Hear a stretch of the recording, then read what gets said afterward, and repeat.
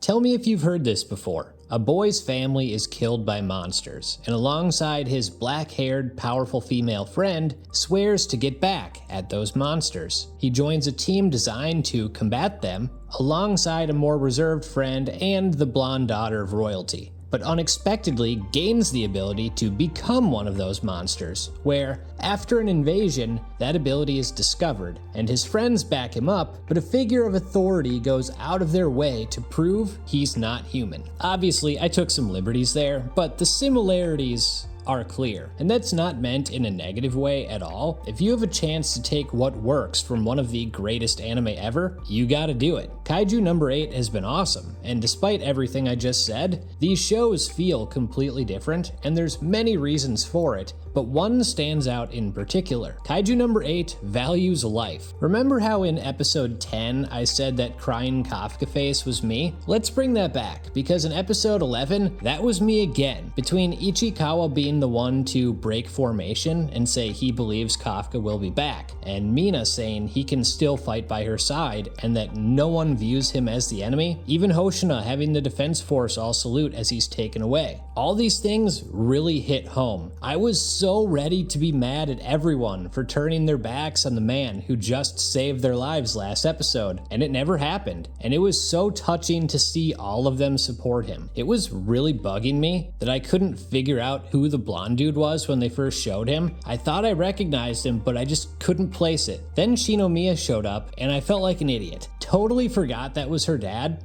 Memory issues are a common thing in your 30s, right? But in terms of support, again, it meant a lot to see her stand up to her father, because that's clearly something she's had trouble doing, and she's doing it for Kafka's sake. And can we talk about the kaiju numbering system for a minute? They said kaiju number 2 came around in the 70s. That means in 50-ish years, we've had 5 other numbered kaiju appear. In the last, 6 months, we've had 3? What's up with that? Is the yen doing so poorly that even kaiju are pissed over the cost of living? And is it just me, or did they specifically bring up number 2 so to leave number 1's fate mysterious? Because if I was a betting man, and I'm not, I'd bet that number 1 is still around and probably going to be a major factor in the show at some point, but that's simply me theorizing. Anyway, Kafka trying to play defense against Shinomiya's dad like he did against Hoshina isn't going to cut it. He is way too strong. This all seems intentional on his part to draw out the kaiju in Kafka, which is working. And look, I have no doubt Kafka will be able to take control of himself at some point, but right now, he's not making a great case for himself, and it's particularly interesting to finally see that thing that jumped in his mouth in episode 1 again, because we still have no idea how or why that happened. Hopefully we get an explanation for that